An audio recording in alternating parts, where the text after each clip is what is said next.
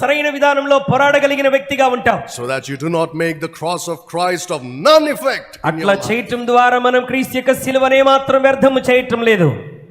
Think about the fashion, the world's idea about fashion. ఈ లోకంలో ఉన్నటువంటి ఈ ఫ్యాషన్ గురించి మనం ఆలోచన చేద్దాం.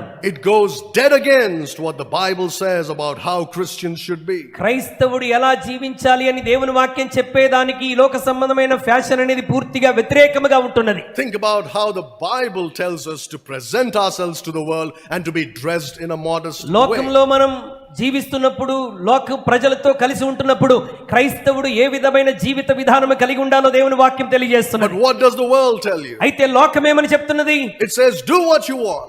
నీకు ఎలా తోచితే అలా చేయమని లోకం చెప్తుంది. Dress how you feel good. నీకు ఎలా మంచిగా అనిపిస్తే నువ్వు అలాగూ వస్త్రధారణ కలిగి ఉండవచ్చు. And it doesn't matter what anybody thinks. ప్రజలు నీ గురించి ఏం ఆలోచిస్తారో నీవేమాత్రం పట్టించుకోనవసరం లేదు. As